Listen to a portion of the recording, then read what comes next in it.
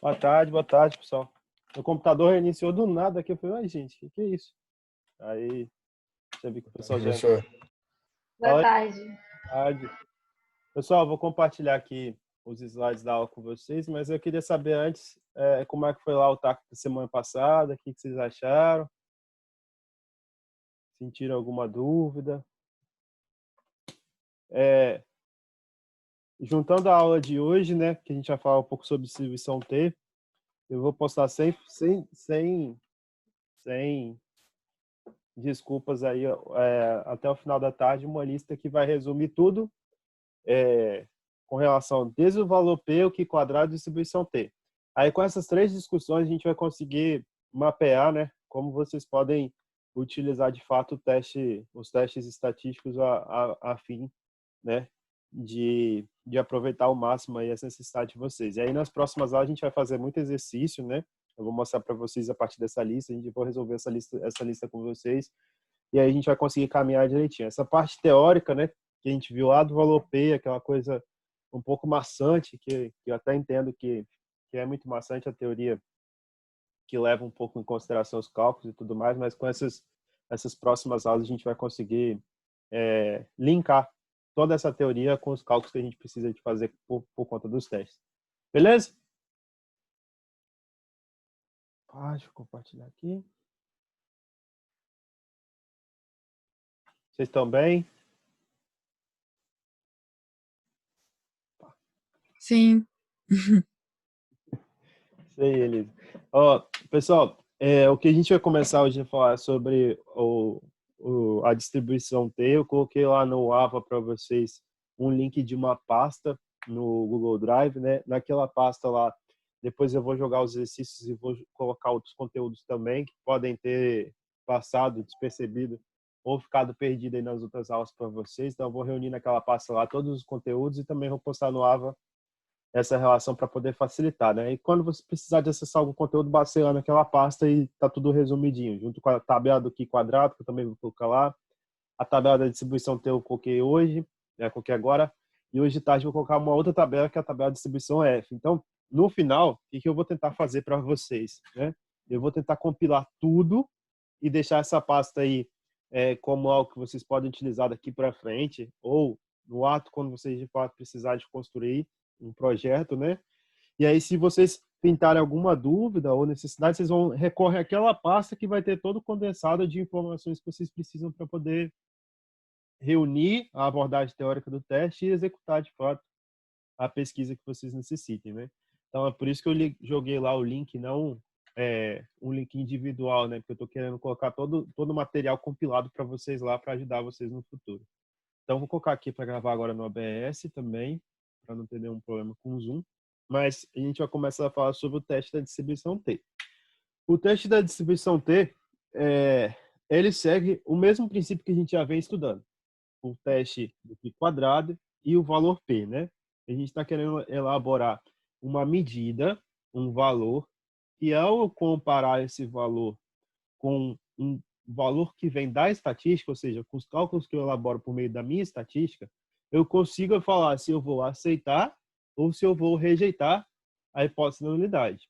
Então, aquela opção que eu conversei com vocês na última aula, que eu vou tentar bater sempre nessa mesma tecla, de falar, olha, quando a gente estipula um percentual do erro aceitável, um valor para alfa aceitável, a gente está dando aquela condição, um índice de erro que eu vou aceitar para encontrar a hipótese da nulidade. A hipótese da nulidade é aquela hipótese que a gente vai sempre determinar como sendo a hipótese que contraria a minha pesquisa.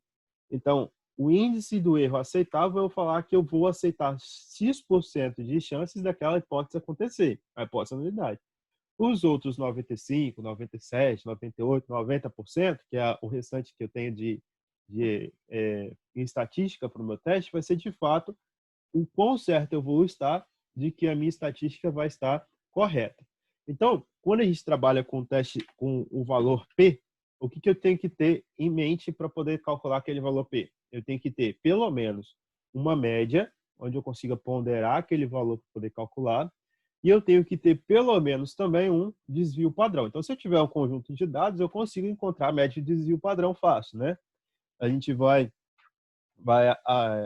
verificar isso sempre quando a gente vai trabalhando com dados que são quantitativos, que eu consigo determinar esse valor de média, né? Esse valor de desvio padrão sempre quando tiver uma planilha que é bem elaborada aí para a gente conseguir construir o teste.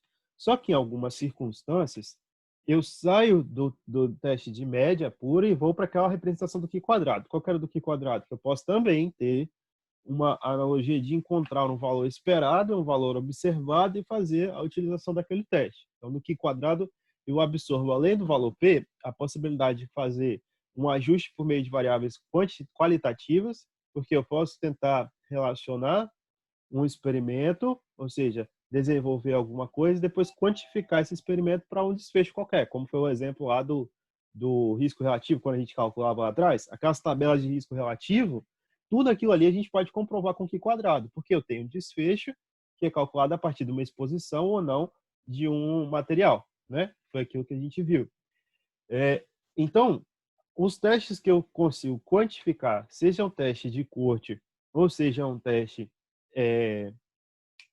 caso controle, eu já consigo mapear que se eu tiver um desses dois testes, eu vou ter aquela tabela 2x2 e aquela tabela 2x2 eu vou poder utilizar o Q quadrado para poder calcular.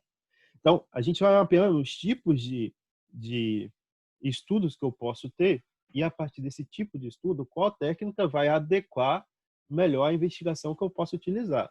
Só que é errado, às vezes, a gente pensar que se eu tenho dois testes que podem ser aplicados, que eu devo aplicar só um único teste. Então, a estatística que você vai executar, ela vai se adequar melhor a um teste. Isso não implica dizer que você não possa aplicar outro teste distinto para poder fortalecer aquela sua resposta, né?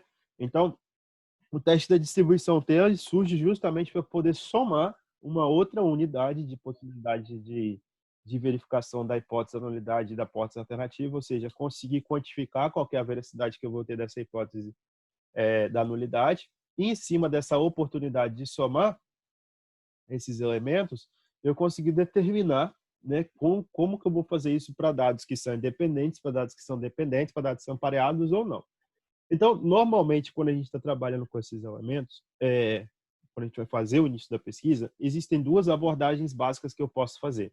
Ou eu posso trabalhar com um dado que ele é único e eu vou trabalhar com ele, independente do tempo, eu vou trabalhar com uma abordagem um grupo A e um grupo B, ou eu posso trabalhar com o que a gente chama de redundância. Ou seja, para investigar se o teste que eu fiz está correto, eu não cometi nenhum erro, eu aplico duas vezes o mesmo teste para elementos diferentes, mas que são similares. Então, essa ideia, ela parte da analogia que eu tenho que comparar a hipótese da nulidade, que é justamente o que está descrito aí para vocês.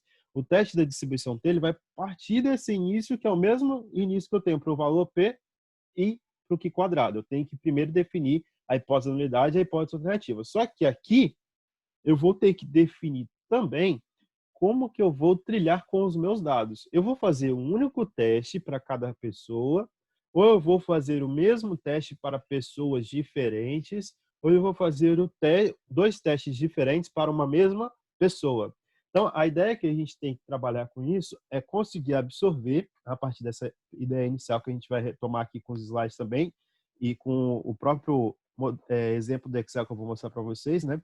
Mas aqui a gente vai começar da mesma analogia que a gente tinha feito lá para o Q quadrado. Então, ó, se eu quero agora ter dois grupos para comparar, e a partir desses dois grupos eu conseguir vincular o teste estatístico para eu poder conseguir fazer a comprovação da hipótese da nulidade, eu também vou ter que definir se esse teste apresenta uma representação de ser unilateral, se esse teste apresenta uma... Saiu aqui, né? Aqui. Voltou. Tá aparecendo para vocês o slide, né? Ou não? Sim. Joia. Então, se esse teste pode ser unilateral, se esse teste pode ser bilateral, e a partir desses dois elementos, identificar o que seriam esses dados pareados ou os dados, né, provenientes de grupos independentes. Primeira coisa que a gente tem que retomar, o teste unilateral e o teste bilateral. O teste unilateral, eu vou fazer ele sempre imaginando que eu vou determinar um sinal de maior ou um sinal de menor na hipótese alternativa. A hipótese de nulidade, a gente sempre começa a investigação supondo que não há diferenças estatísticas entre os grupos que eu estou analisando, né? Ou seja, coloco lá um sinal de igual. Se eu não tenho diferença entre os grupos que eu estou investigando, é porque aquilo que eu quero comprovar não é verídico. Então, no primeiro momento, eu preciso identificar o teste bilateral, é eu supor apenas que há diferenças, né, entre a representação que eu quero para a hipótese alternativa. Porque às vezes a gente pode pensar o seguinte: eu quero determinar se, por exemplo, o exemplo lá do caso de risco, do risco relativo da exposição ao amianto com câncer de pulmão. Eu poderia falar o seguinte, que se eu fazer um teste unilateral, eu iria investigar se a exposição ao amianto, a probabilidade de uma pessoa que foi exposta ao amianto, é maior a probabilidade para essa pessoa de desenvolver o câncer de pulmão do que uma pessoa que não foi exposta. Olha, eu utilizo o sinal do maior. Só que quando eu utilizo o sinal do diferente, que seria um teste bilateral, eu falo assim, olha, a probabilidade da pessoa ser exposta ao amianto é diferente da pessoa que não foi exposta quanto ao desenvolvimento do câncer de pulmão, eu estou levando em consideração a possibilidade da pessoa ser exposta e essa probabilidade ser maior ou essa probabilidade ser menor. Existem situações em que o menor também pode ser um caso que deve ser preocupante, né? Se eu levar em consideração até o próprio hipertenso, né? A pessoa que tem uma pressão alta. Mas eu sei que se eu estiver trabalhando com indivíduos que estão com uma pressão baixa, isso também deve ser importante. Se isso aí é um elemento que vai levar a um desfecho que eu preciso de analisar, né? A pressão estar numa faixa aceitável é uma coisa. Agora, ela ser muito alta, ela ser muito pequena, também são coisas muito preocupantes, né? Então, o teste bilateral, eu vou aceitar essas duas opções, um maior do que um valor e um menor do que um valor. O unilateral, eu vou escolher qual o valor que você quer aceitar, um valor maior que um elemento X qualquer, ou um valor menor que um elemento X qualquer. Então, para eu identificar se o que eu vou utilizar é unilateral ou bilateral, unicamente o que eu vou ter que analisar é a minha hipótese alternativa. Se a minha hipótese alternativa tiver o sinal lá de maior, ele é unilateral. Se a minha hipótese alternativa tiver o sinal de menor, ele é unilateral. Se a minha hipótese alternativa tiver o sinal de diferente, ele é bilateral. Então, caracteriza o objetivo da minha pesquisa. Em cima desse objetivo, eu já vou ter esse sinal, se é diferente, maior ou menor, e em cima desse objetivo final, vou caracterizar se o teste é bilateral ou unilateral. Então, em ambos os casos aí, quando a gente trabalha com dados pareados ou com grupos independentes, eu tenho essa construção de um teste que pode ser unilateral, de um teste que pode ser bilateral. Foi até o exemplo que eu dei no último TAC para vocês, né?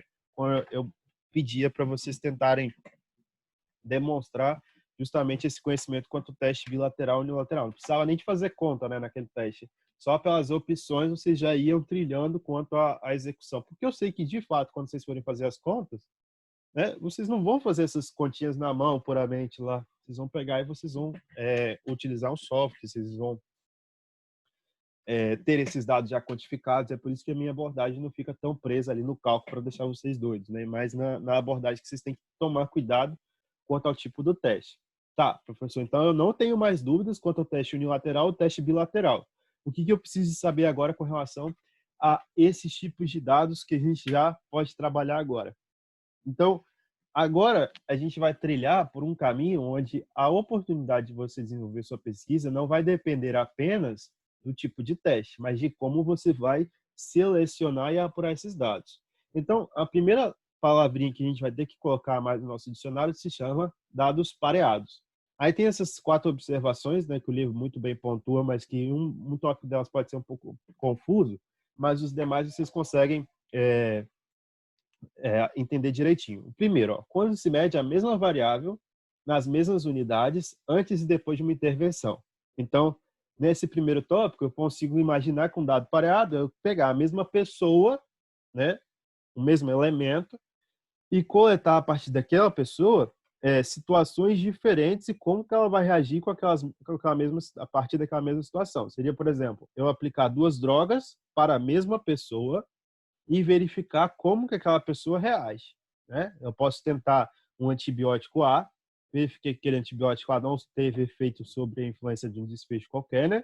E aí eu vou e tento um antibiótico B. Se aquele antibiótico tiver influência sobre o agente é, etiológico lá, de fato você vai conseguir ter uma comparação entre essas abordagens. Mas nesse primeiro caso, um dado pareado, ele pode ser caracterizado quando ele é aplicado à mesma pessoa e eu coleto diferentes dados em tempos diferentes também.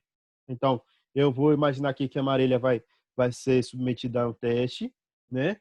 A partir no dia A e no dia B ela vai ser submetida a um segundo teste. Lembrando que eu tenho que garantir que o teste A não influencie no teste B. Ou eu colete um dado no dia A e colete um dado no dia B para poder fazer testes diferentes com o mesmo indivíduo. Então, isso se caracteriza como um dado pareado. Eu estou tirando medidas duplas de um mesmo indivíduo para uma representação distinta. Depois, o segundo teste, quando os participantes da mesma pesquisa são recrutados em pares, ou são pareados por idade, sexo ou estágio da doença. Nesses casos, os participantes recebem a droga, teste, e o outro recebe um tratamento convencional.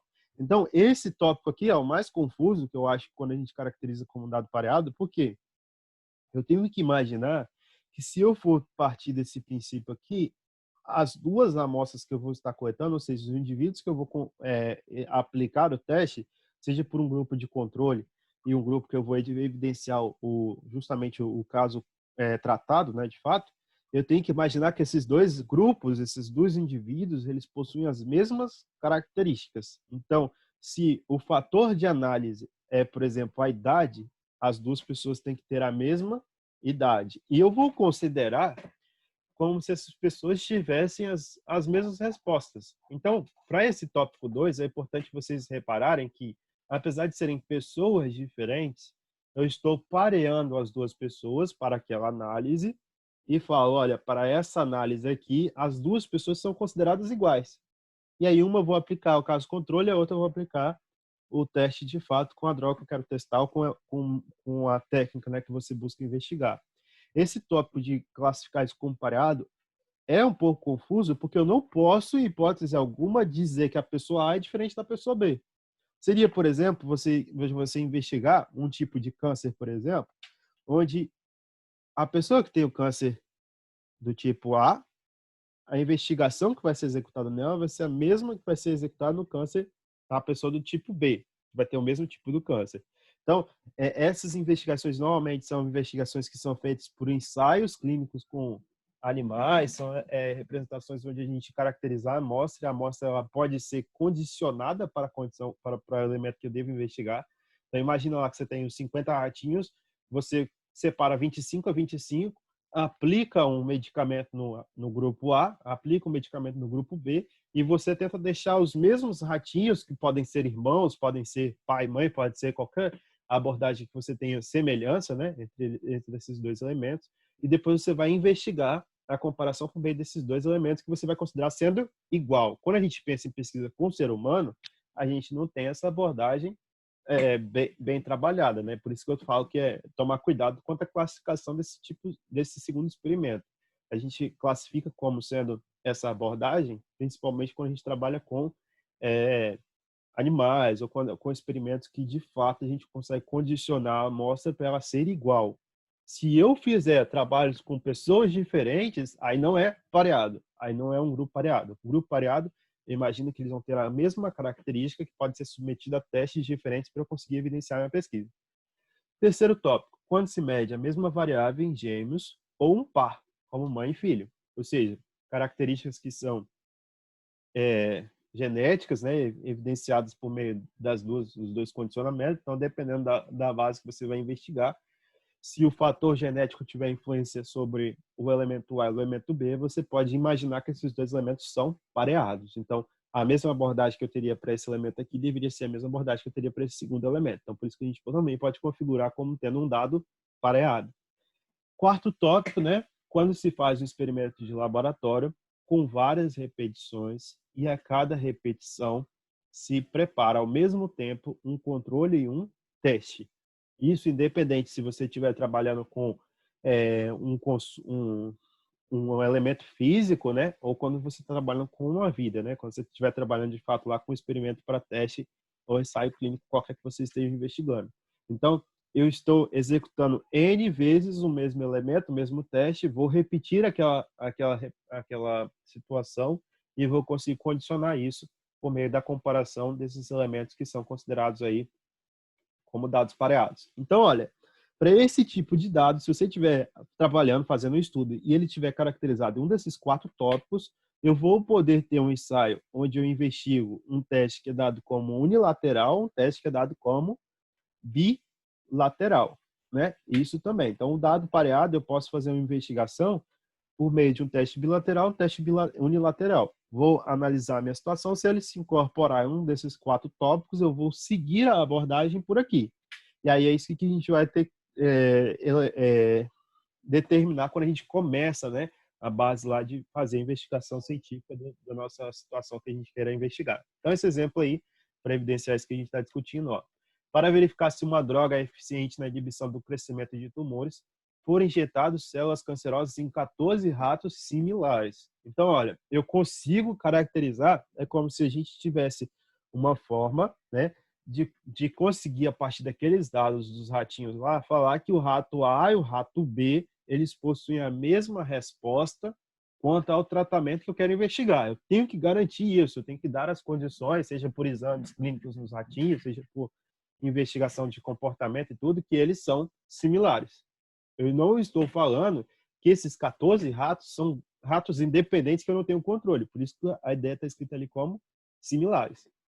Depois, os tumores foram medidos e foram tomados pares de ratos com tumores do mesmo tamanho. Então, eu tenho ratos que são semelhantes, caracterizei os ratos que tiveram o mesmo desenvolvimento do tumor, segundo a representação da droga, né? Ou seja, fui lá, apresentei, vi qual teve o mesmo tamanho por meio da injeção dos inibidores de crescimento, né?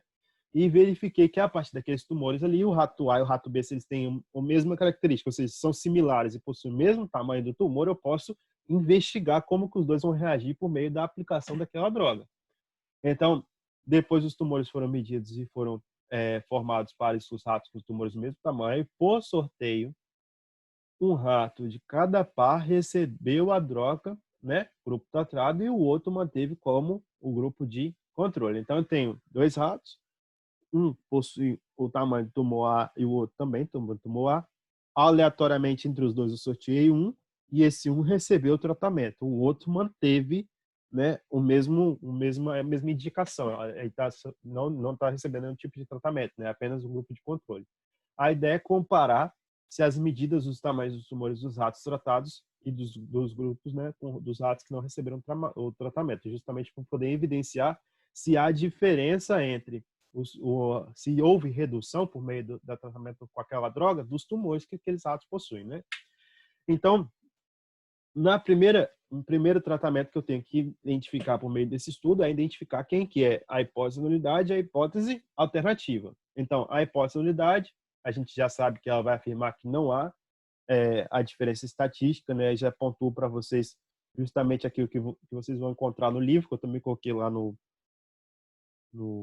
Drive para vocês, de que eu vou colocar, então, de que a diferença entre os dois grupos não vai sofrer nenhuma alteração, ou seja, a representação do tamanho do tumor utilizando a droga ou não, né, vai ser a mesma. Em contrapartida, se eu falar aqui que eu vou, de fato, tomar uma diferença, ou seja, falar que existe uma redução maior ou menor com relação aos ratinhos, né, com relação aos tumores, eu vou estar investigando aí um teste que pode ser classificado como bilateral ou unilateral. Então, com a representação desses elementos do rato, se eu fizesse o teste lá, eu teria que classificar ele como unilateral ou bilateral, e os dois elementos eles seriam classificados como um teste que vai ser elaborado por meio de um dado pareado, bilateral ou unilateral.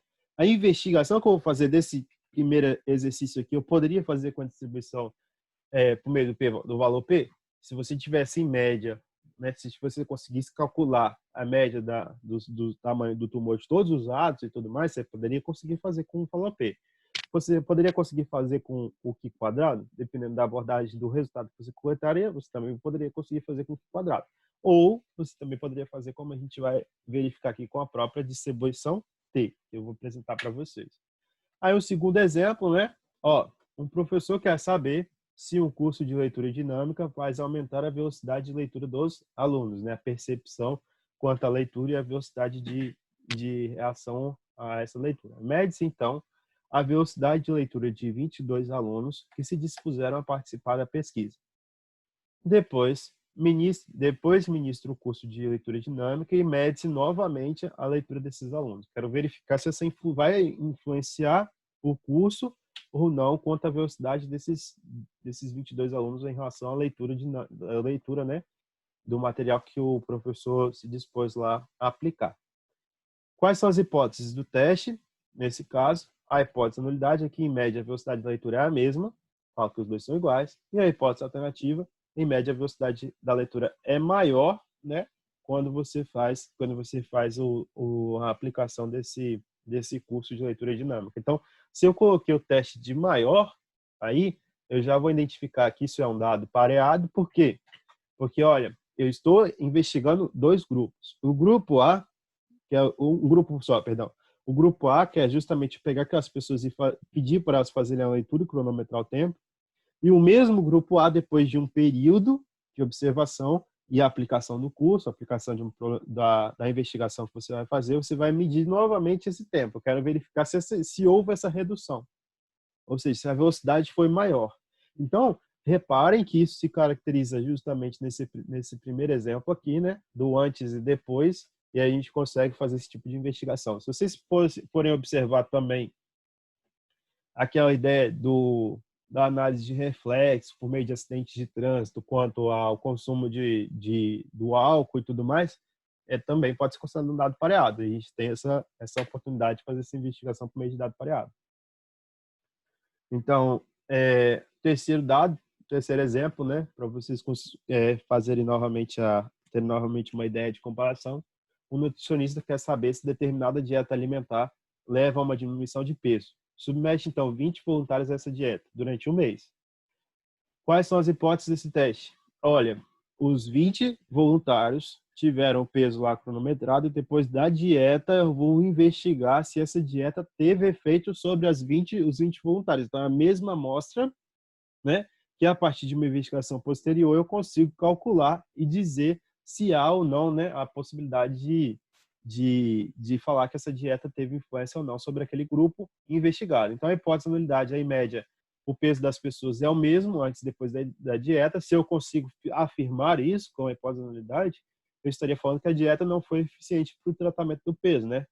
No segundo tópico, quando a hipótese alternativa é mais seguro que seja dizer que os pesos antes e depois da dieta são em médias diferentes. Isso porque, em qualquer que seja as áreas dos conhecimentos, alguns tratamentos têm, às vezes, efeitos contrários ao esperado. Ou seja, eu poderia falar que a representação é diferente porque, em ambos os casos da análise, ou seja, se a minha dieta engordou o paciente ou se a minha dieta abaixou o peso dos pacientes, em ambos os casos eu devo verificar. Então, se eu falo diferente, eu tenho uma segurança maior da investigação, porque depois, se eu tiver um dado que é muito maior do que o esperado, é porque o paciente, ao invés de ter uma representação positiva com a dieta, teve uma representação negativa. Se eu só coloco maior ou menor, em algumas situações, eu posso estar coletando esse resultado para uma investigação e falar que esse resultado é maior, quando, na verdade, o resultado que eu tive da investigação, ele foi ponderado para o caso de ser menor. Então, a gente tem que tomar um cuidado grande na hora de escolher esse sinal para a hipótese alternativa, porque, em alguns casos, determinar o sinal do teste, de fato, pode ocasionar em algum termo inesperado lá no futuro, quando você for analisar esses dados, né? Então, aí tem um exemplo para vocês, que é o exemplo que eu vou mostrar a partir do Excel, que tem lá no livro de vocês também. Nossa, acabei de cortar aqui. Para verificar se duas drogas diferentes usadas como representação dos bloqueadores de tosse, aí, né, o pessoal do grupo A e do grupo B, altera-se o tempo de sono, foi realizado um ensaio com 9 funcionários e o tempo do sono dos 9 funcionários de cada droga está tabelado na tabela ao lado. Então, eu tenho 9 voluntários, eu tenho a droga A, tenho a droga B, e aí olha o que acontece. A partir do tempo do sono desses voluntários, eu consigo imaginar, então, que o voluntário 1 relativo à droga A teve, em média, o tempo do sono de 7 horas. Quando ele tomou a droga B, ele teve, em média, 9 horas. Quando eu faço essa representação aí, quando eu dou essa ideia, que está justamente na tabela representada para vocês, eu já consigo visualizar que o mesmo voluntário, em um dia, tomou a droga A, no outro dia ou na outra semana, quando ele já não tem influência sobre aquela droga A, que ele faz? Ele vai e toma a droga B. Então, é a mesma amostra caracterizada por meio de testes diferentes. Teste para a droga A para o voluntário 1, teste para a droga B para o voluntário 1. Não tenho dois grupos independentes, por isso que eu posso chamar isso de dados pareados. Então, se eu posso chamar isso de dados pareados, a gente vai poder executar, de fato, o teste de distribuição T para dados pareados. A investigação que eu vou ter que definir agora é usar, se na minha hipótese da unidade vou utilizar um teste unilateral, que seria falar assim, olha, a droga A é mais eficiente que a droga B, ou a droga A é menos eficiente que a droga B, ou se eu vou fazer uma investigação para um teste bilateral. O que seria o teste bilateral? Falar que a hipótese alternativa iria indicar que o tempo de sono para a droga A é diferente do tempo de sono para a droga B, sem investigar ou sem mapear qual das duas foi melhor. Eu dou a evidência estatística e depois eu venho comprovando qual que teve, né, de fato, o tempo de sono maior. Eu não faço essa comprovação diretamente no teste, eu faço essa comprovação depois com os dados. Né? Vejo a média do grupo A e falo que é maior e tudo mais.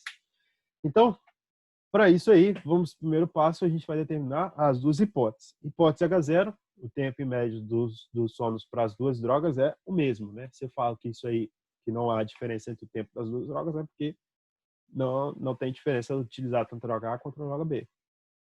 E o H1, o tempo em médio do sono, é diferente para as duas drogas. Se eu falo que o tempo é diferente, é porque uma droga se destaca mais do que a outra. Depois a gente já sabe o que eu tenho que fazer depois que eu investigo qualquer hipótese.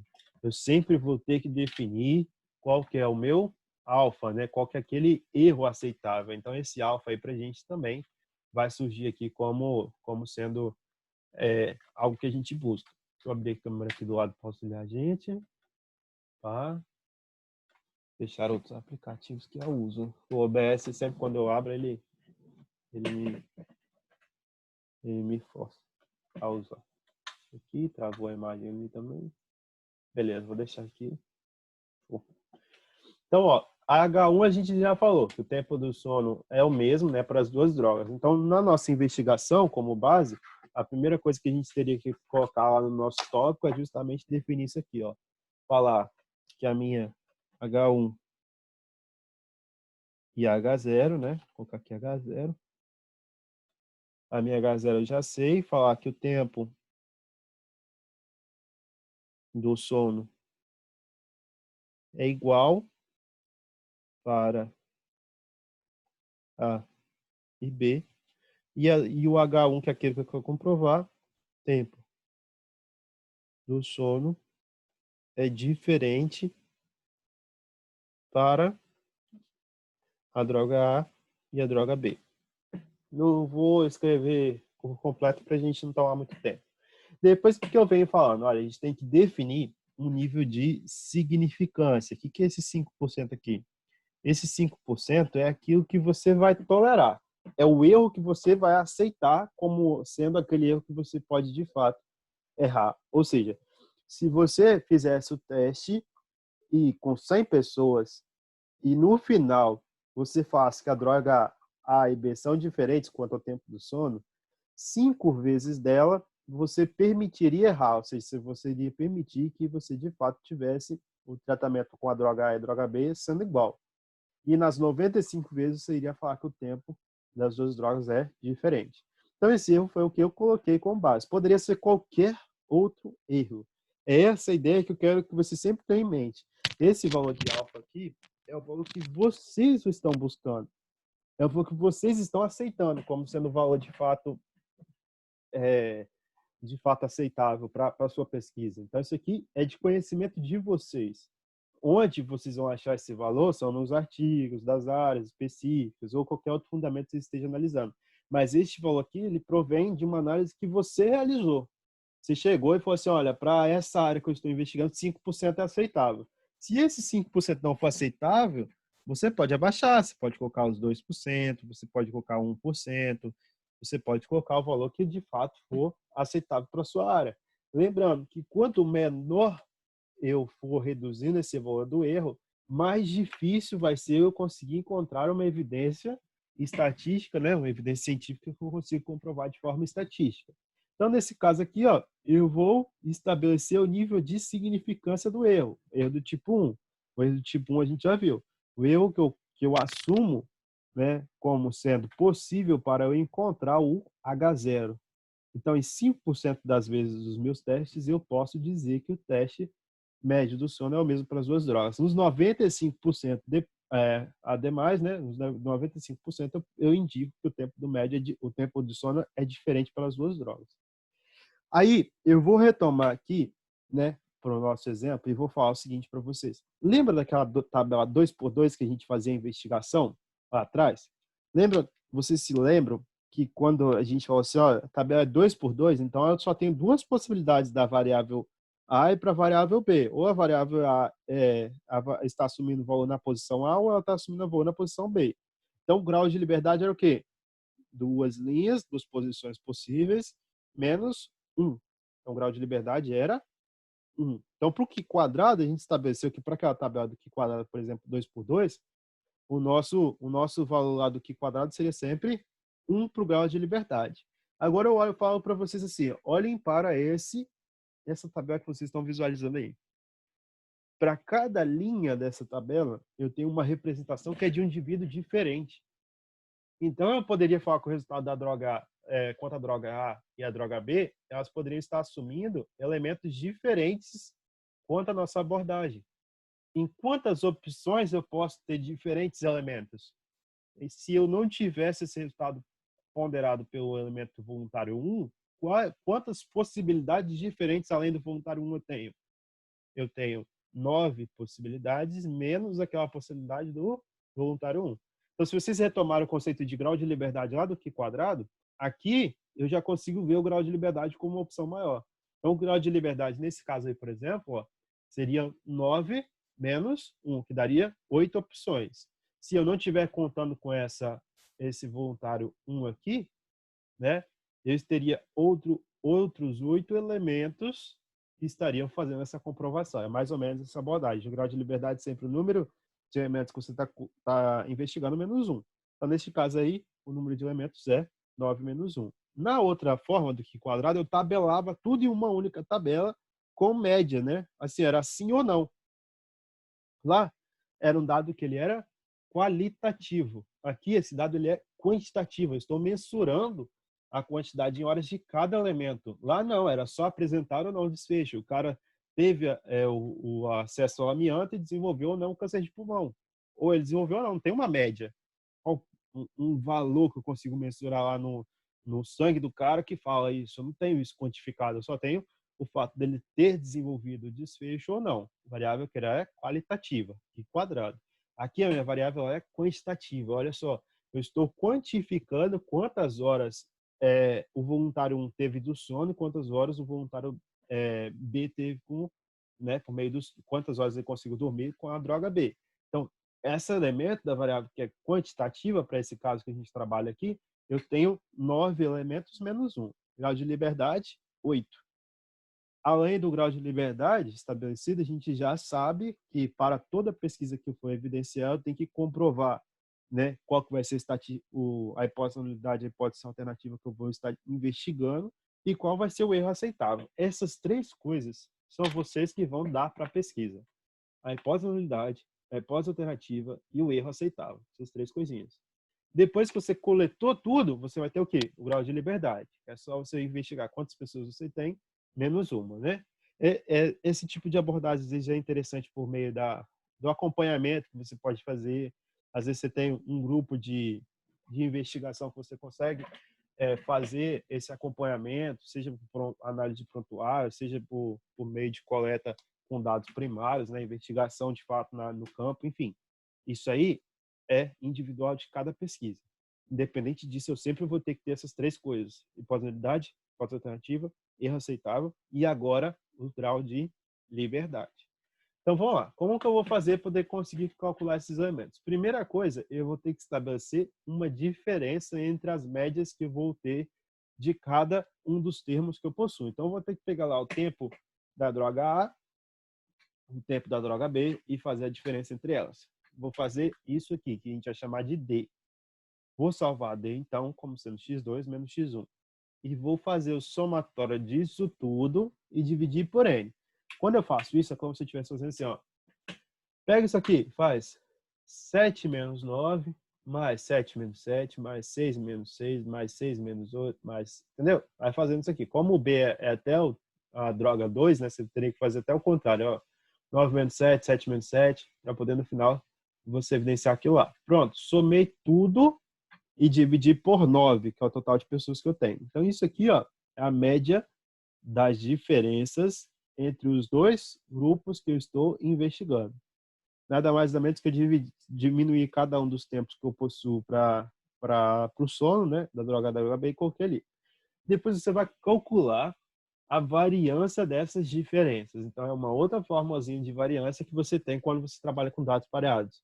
É legal você já conseguirem visualizar isso, e aqui também eu fundamento o argumento do porquê eu não deixo vocês tão presos aos cálculos matemáticos, por que eu deixo vocês mais presos na parte de investigação, na parte de analisar essas coisas, porque são essas coisinhas assim pequenas que vocês vão ter de fato fazer, porque depois é só aplicar a fórmula. Depois, mesmo que você não saiba fazer essa fórmula, a evidência utilizando o Excel, utilizando qualquer outro software estatístico, se você sabe o teste exato que você deve aplicar, usar isso aqui, você vai trilhar pelo caminho certo para você conseguir utilizar o dado correto. O que não é diferente, por exemplo, se eu estou caracterizando um elemento que não é pareado e venho aqui utilizar a forma dos dados pareados para poder conseguir ter um teste estatístico aí, eu estou calculando um teste totalmente equivocado. Então, nesse caso aí, ó, tenho um dado que é pareado, calculei a diferença, depois calculei a variância dessas diferenças, então faço o somatório de cada uma das distâncias ao quadrado, diminuo pela média aqui que a gente está trabalhando, que seria justamente somar D elevado ao quadrado, dividir por N, depois divido isso por N menos 1. Tenho esse valor aqui do S ao quadrado, que é a minha variância. O teste da distribuição T é aplicar essa formulazinha aqui, ó. Essa formulazinha aqui é o valor da distribuição T. Porque a variância, existem outras formas de eu calcular. A gente já viu lá atrás N formas de se calcular a variância. Vocês devem até se remontar, devem até, né, analisar, porque a variância ela pode ser calculada de N formas, mas a variância sempre vai ser variância. O que é a variância? É eu demonstrar como os dados eles estão agrupados em torno da minha média. Então, a variância ele é sempre dado por S ao quadrado, esse valor aí, S ao quadrado. O teste da distribuição T, o que é? É eu pegar a média, uma média qualquer que eu tenho, é justamente a média aqui entre as diferenças das duas médias que eu estou calculando, e dividir pela raiz quadrada da variância por N. Olha que legal? Variância por N. Então, pessoal, se a gente fizesse uma analogia maior ainda com isso aqui, né? Lembrem lá quando a gente estava trabalhando até na aula passada, que a gente fosse, ó, quando a gente vai calcular, por exemplo, o desvio padrão, amostral, o que eu faço? Eu pego o desvio padrão e divido pela raiz de N. Isso aqui que é o desvio padrão. Amostral, né? O erro do desvio padrão. De fato, quando eu estiver trabalhando com uma amostra. Isso aqui. Agora eu mostro para vocês a forma da distribuição T. Olha o que é a forma da distribuição T, né? A fórmula da distribuição T, o Tzinho que a gente vai buscar na tabela lá, é justamente indicar, olha, a média que você vai ter das diferenças, essa média aqui é fácil de vocês calcularem, dividido pela raiz quadrada da variância ao quadrado, dividido por N. Quando a gente faz isso aqui, ó, eu já consigo investigar, consigo simplificar isso aqui, sendo que T é igual a média, que é o próprio D. Agora faz assim, qual que é a raiz quadrada? Qual é a raiz quadrada de S ao quadrado? É o próprio S. Qual que é a raiz quadrada de N? N. Então, isso aqui a gente já viu nas últimas aulas. Ó. Isso aqui é aquele erro, né, que a gente tinha lá por meio do desvio padrão, erro padrão da média. Lembra que a gente calculou lá atrás? Erro padrão da média, vocês até fizeram os exercícios. Então, esse erro que a gente utiliza aqui é só pegar a média das diferenças e dividir por esse erro. Esse aqui vai ser o valor do T. Então, às vezes a gente olha para a fórmula, né? Para a fórmula estatística, assim, quando a gente bate o olho aqui, a gente olha, pô, isso aqui é difícil, é impossível e tal. A gente já está trabalhando com isso, só que matematicamente ele é escrito dessa forma. Então, eu vou pegar aqui a representação que eu tenho da média das diferenças entre os dois grupos e vou dividir pelo erro padrão da média que a gente já conhece, sendo S sobre raiz de N ou S ao quadrado sobre N, tudo dentro da raiz, que vai dar a mesma coisa. Tá? A forma como vocês vão utilizar, ou isso, aí só vai depender de vocês, mas a interpretação a gente tem que ter em mente. Isso tudo vai estar associado também ao número de graus de liberdade. O que é o grau de liberdade que a gente tem para esse caso aqui? A gente já vai saber também, né? A gente vai identificar quando tendo aqui grau de liberdade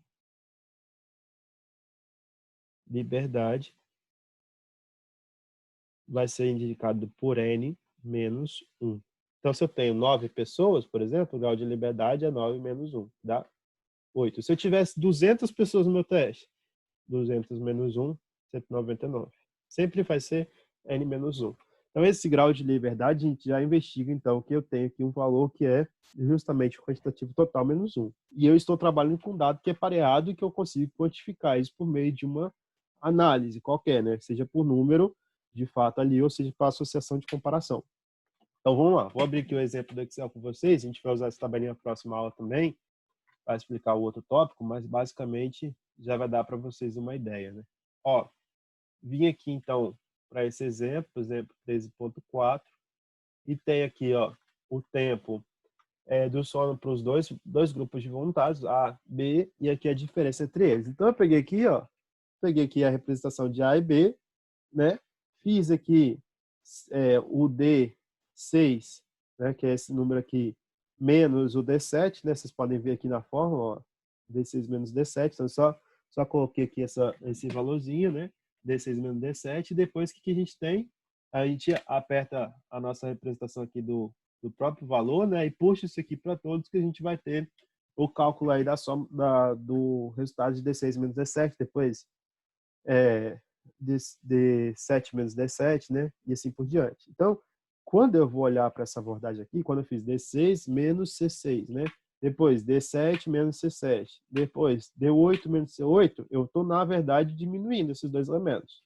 Pronto, diminui. Aqui deu 2, aqui deu 1, aqui deu 8, aqui deu 2, perdão, aqui deu 0, aqui deu 0, aqui deu 2. Calculei. Isso aqui é só a representação da diferença. Depois eu tenho que somar essa diferença, né? Então, ó, eu tenho aqui 9 elementos, né? Se eu somar isso aqui, ó, 2 mais 2 mais 1 mais 2 mais 0 dá 9, né? Você pode dar um igual, soma aqui, soma. Aí você aperta assim, ó, vem aqui no seu primeiro tópico, coloca o primeiro tópico que você quer investigar e soma até o último. Justamente esse aqui, deu 9. Então, esse aqui é o total de números que você tem. Ó. Somei todos eles aqui, deu 9. Se eu pegar 9 e dividir por 9, eu vou ter a distância média aqui dada por igual a 1. Então, esse D média aqui é igual a 1. Usei a forma do desvio padrão. Aí, lembra que foi com vocês lá? Ó, depois, para investigar, é só vocês analisarem no Excel como é que faz. Então, para calcular o desvio padrão no Excel lá, coloca o desvio padrão, pontuar, e da forma do E6 até o E14, ou seja, eu quero calcular o desvio padrão dessa diferença aqui. Então, daqui até aqui, do E6 até o E14, né? Que é justamente como vocês podem evidenciar aqui, ó, na fórmula, ó, do E6 até o E14 elevado ao quadrado, porque eu quero calcular a variância ao quadrado. O Excel já me dá o desvio padrão. Para achar a variância, basta levar ao quadrado. Então, eu vim aqui, eu levei ao quadrado, tem aqui o valor que é dado por 1. O desvio padrão é 1, 1 ao quadrado dá o próprio 1. Aí, o que eu faço? Jogo na forma da distribuição T. Qual que é a forma da distribuição T, professor? Vem aqui e evidencia, ó, na forma da distribuição T. D é a própria representação da diferença, né? Média das diferenças, dividido por S ao quadrado sobre N. Então, eu venho aqui, né? Para esse T aqui que a gente está calculando aqui. Então, ó, C18, quem que é C18? C18 é o D. Dividido pela raiz, está escrito raiz aqui, estão vendo? De C19 dividido por C17. Então, raiz de C19, que é 1, dividido por C17, que é 9. Então, se eu tirar a raiz disso aqui, 1 dividido pela raiz daqui ali, vai ser a mesma coisa que eu fazer isso aqui, ó. Pega isso aqui e falo, ó, eu tenho t que é igual a 1 dividido pela raiz quadrada de s ao quadrado, que é 1, dividido por n, que é 9. Se eu pegar e tirar aqui, ó, 1 dividido, raiz de 1 dá quanto? 1. Raiz de 9 dá 3. Né? Repete o primeiro, multiplica pelo inverso do segundo, isso aqui só pode dar 3. Então, justamente o que a gente evidenciou aí no cálculo. Mas não, quando a gente vai fazer isso, a gente não precisa ficar gastando nosso tempo fazendo, né? O cálculozinho já está aqui. Se isso aqui, professor, fosse 200 números, a mesma coisa, você só ia puxar a sua abordagem aqui para baixo, você só ia pegar isso aqui e ia descer, né? Até o número que você precisa de calcular. Ele ia fazer isso para você. Então, independente do caso, eu peguei esse caso que é parecido, busco essa tabelinha aqui e vou lá e evidencio esse teste. Aí vem aqui e faço, ó, o T está aqui. Agora, o que eu tenho que fazer em seguida? Eu tenho que definir, a partir da minha representação de busca que eu possuo aí, qual que é o valor do T planilhado, do valor que a gente vai calcular ali para o nosso planilha. Então, eu vou buscar aqui, aí essa planilha eu também coloquei lá para vocês, tá bom? Lá Ai, fechei. Lá no Drive, né, para vocês, mas depois eu vou colocar uma até mais bonitinha, porque essa aqui já faz uma abordagem do unilateral e bilateral. Ó, se o meu teste for bilateral ou o meu teste for unilateral, eu vou primeiro evidenciar aqui. O meu teste ele é bilateral ou unilateral? O meu teste ele é bilateral, então eu vou usar 5% do erro, como a gente sabia ser lá. Aí eu vou ter que buscar a partir daqui, né, quando a gente está olhando para esse exemplo aqui, ó, eu vou ter que buscar o valor a 5%. Esse valor a 5%, eu posso também planilhar, que ele já consegue trazer para a gente essa representação, mas vamos usar a tabela. Ó. A 5% bilateral, a gente vai verificar aqui, ó, a 5%, bilateral 5%, né? O grau de confiança 95%, né? Tá aqui. E eu vou buscar o grau de liberdade que eu tenho, que é 9 menos 1, 8. Então, a 5%, o grau de liberdade é 8, eu tenho aqui 2,31, né? Porque o 6 joga isso aqui para 1. Não arredondar. Então, tem aqui do valor de 2,31. Então, olha que legal. Esse valor T aqui que eu já mostrei para vocês, com a primeira evidência aqui, é 2,31. E aí, esse valor aqui que eu vou comparar. Ó. Esse valorzinho é o máximo do erro que eu permito. É associado ao máximo do erro que eu permito, que é o valor planilhado.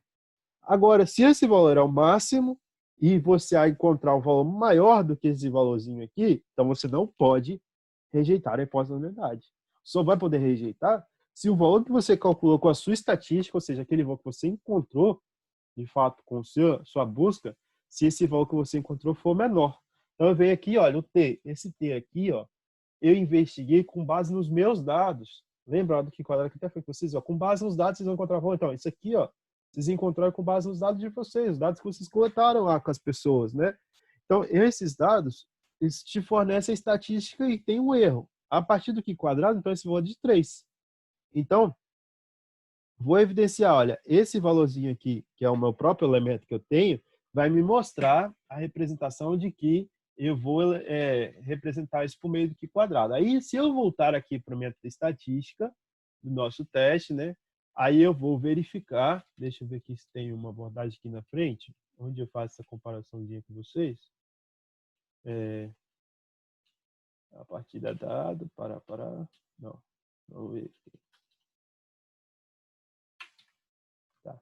Aí, a partir desse elemento aqui, eu vou verificar se o que eu encontrei por meio desses dados aqui vai ser maior ou menor que a estatística que de fato eu tenho lá para o nosso exemplo.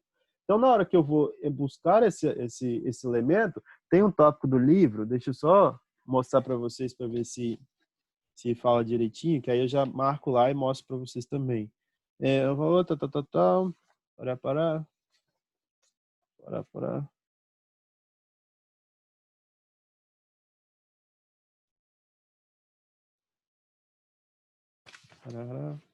Não, depois eu mostro, eu procuro aqui para vocês direitinho qual parte do livro que ele faz uma abordagem curiosa quando a gente vai falar de comparação com dados que são bilaterais. Mas já vou chegar nessa comparação antes que dê o tempo aqui da gente finalizar.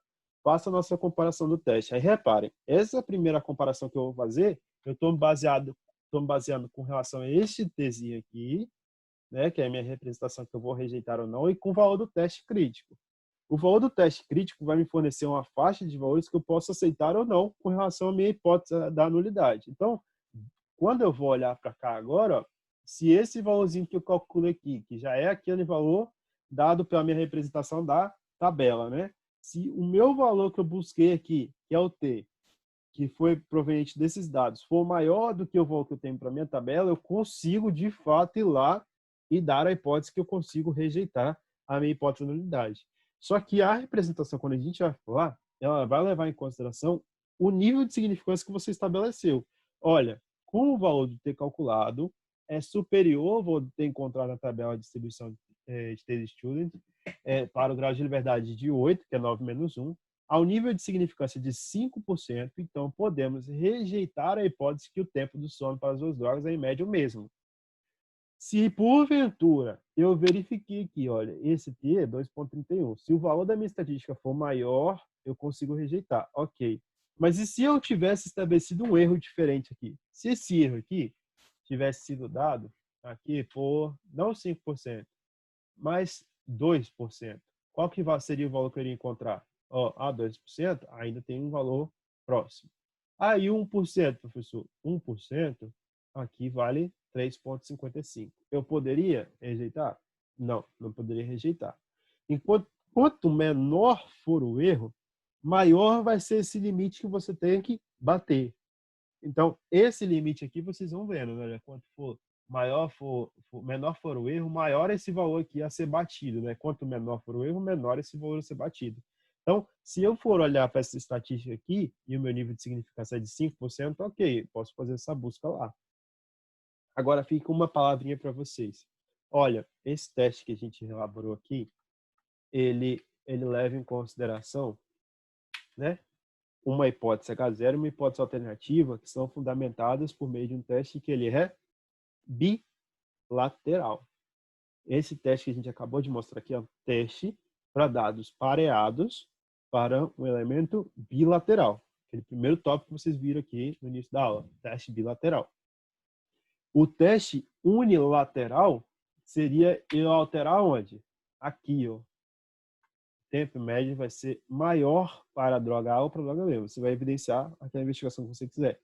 Na hora que você faz isso, quando eu falo assim, ó, o teste ele é maior, agora eu estou permitindo o valor do percentual para um elemento A e um percentual para o elemento B. Só que em ambos os casos, eu vou concentrar tudo isso em uma única faixa. Quando eu faço isso, a nossa busca para o teste que é unilateral, ele vai ser evidenciado por meio da busca maior. A nossa representação para um teste que ele é unilateral, ele só traz para a gente o nível de significância de 5% nessa coluninha aqui, tá vendo? Para um teste unilateral, o alfa de 5% ele não está aqui, ele está aqui. Então, se o teste ele é unilateral, eu aceito esse 5%, mas eu estou considerando todas as abordagens dos 5% para um único lado. Então, a abordagem do teste unilateral, eu tenho que dobrar a busca por ele, como se eu estivesse calculando o bilateral com o dobro do erro. O que eu quero evidenciar para vocês que pode ser simplificado aqui para falar que eu vou fazer? Quando eu estiver buscando aqui um teste estatístico, eu estabeleci o nível de significância. Meu alfa é de quanto? 5%. Se você estiver fazendo um teste bilateral, ou seja, você estiver utilizando a palavra diferente na hipótese alternativa, você vai buscar pelo alfa igual a 5%. Se você estiver fazendo um teste que ele é unilateral, independente se é maior ou menor, unilateral, o valor que você vai buscar na tabela, e aí depois eu vou postar para vocês a tabela gigante, não tem essa abordagem do bilateral unilateral, é só um único teste aí, vocês que buscam, né? A representação que vocês vão ter que buscar, ela vai ser sempre dobrada. Então, se o meu teste for unilateral, o erro que eu escolher para significância na hora de buscar, ele é dobrado. Então, ao invés de buscar por 5%, eu vou buscar por 10%. Então, essa abordagem que a gente faz, ela é extremamente crucial na hora de fazer a busca. Quanto maior for a representação que eu vou ter, mais fácil fica eu achar as duas pontas, só que o meu erro vai ser dobrado. Então, eu vou ter não 5% de erro, mas 10%. Para achar um erro de 5%, então, para um teste unilateral, eu deveria buscar um percentual aceitável de 2,5, porque 2,5 vezes 2 daria 5. Mas nesse caso, estabeleci o nível de significância do erro de 5%, para eu ir lá buscar na tabela da distribuição T, eu vou buscar na planilha de 10% do erro, que seria justamente esse daqui, né? Então, ó, ao valor de 10%, seja justamente o unilateral, eu vou buscar aqui o valor de 8. Tá aqui, ó. Aí você olha aqui, ó, o valor que deu. Deu justamente 1,39. Olha, 1,39 é uma barreira bem pequenininha quando a gente compara com 2,3, né? Aí você pode falar, pô, professor, mas como assim? Não, é esse aqui, né? O lateral é esse aqui. E até 10% é esse aqui, que é 1,86. Deu uma diferença bem grande, ó, 1,86 para 2,31. Ou seja, se eu tivesse trabalhando aqui com a minha abordagem e esse valor T aqui fosse 2 e não 3, ao considerar o teste unilateral, eu não iria rejeitar a hipótese de nulidade. Ao considerar o teste bilateral, aí eu iria ter essa abordagem de diferença. Então, repare, quanto maior for a representação que eu tenho para o meu T ali, mais chance eu vou ter de romper a barreira de estabelecer que eu posso rejeitar a hipótese de nulidade. O valor dessa barreira é justamente esse valor que eu vou colocar aqui com o nível de significância que eu escolhi. Então, se esse valor for pequenininho, como a gente está vendo quando a gente aumenta o erro, mais fácil vai ser eu falar que a hipótese da nulidade é correta. Só que quando eu falo que ela é correta, eu estou indicando uma possibilidade do erro maior, porque eu estou permitindo, né, de fato, que eu tenha um número menor quanto a nossa barreira que eu vou estar querendo atingir por meio desse teste. Então, a ideia quando a gente tem para o teste estatístico da distribuição T é justamente essa. A abordagem que eu queria trabalhar com vocês inicialmente é falar sobre o teste pareado e falar o seguinte: o teste bilateral unilateral, o procedimento é o mesmo. Essa execução aqui é a mesma coisa. A única diferença que a gente vai ter é na hora de achar quem? Esse valor aqui. Se for um teste unilateral, eu multiplico esse erro aqui por 2 e busco na tabela o percentual de 10%. Eu ia achar 1,86. Se for bilateral, eu deixo o próprio erro que eu busco aqui, que é de 5%, e vou lá na planilha e encontro esse valor de 5%. Então, quando a gente vai fazer essa alteração, né, é importante vocês terem isso em mente, porque o maior ou menor ou diferente que eu coloco na hipótese da unidade, ele vai alterar aqui, ó, na hora de a gente calcular esse percentual do erro aceitável e da comparação que a gente vai fazer. E isso é muito importante a gente não deixar passar batido, né? Então, eu vou pedir para vocês assim que façam a leitura do capítulo que eu deixei lá para vocês para a próxima aula. Eu vou soltar uma lista de exercícios justamente para poder evidenciar tudo essa compilação de hipóteses, alternativa, nulidade, para ver se vocês estão tudo ok. Na aula que vem a gente vai continuar falando, fazer exercícios juntos aqui, ó, mostrar para vocês o 13.7, 13.9, 13.11, né? Tem um errinho nesses dois, nenhum desses exercícios. Aqueles que fizerem a comparação e tudo for investigar, vocês podem depois já trazer o erro para a próxima aula para a gente discutir. Mas basicamente, quando a gente calcula isso aqui, vocês vão conseguir determinar justamente essa medida nova, que a gente vai chamar de distribuição T, né, que vai trazer para a gente uma comparação adicional, que quadrado e o valor P, né, que a gente já tinha visto por meio da comparação da curva de distribuição normal das últimas aulas. Beleza, pessoal? Assim, eu sei que é muita informação, às vezes, ao mesmo tempo, com relação a esses testes e tudo mais, mas o objetivo que eu quero deixar assim mais amplo possível para vocês, até mesmo pelo grau de afinidade, a gente não teve muito contato presencialmente, mas o pouco que a gente teve já se deu bem, né, no geral. Mas assim, para poder deixar tudo sintetizado para vocês, para facilitar o caminho quando vocês precisarem de executar uma pesquisa, né? Falar que depois, quando vocês forem executar, vocês vão poder contar comigo também, poder fazer isso, claro. Mas falar assim, olha, pelo menos na hora de escrever meu projetinho, eu já sei que eu vou caracterizar esses nomes que eu vou utilizar, porque tudo isso que a gente vai utilizando, que a gente vai resumindo, né?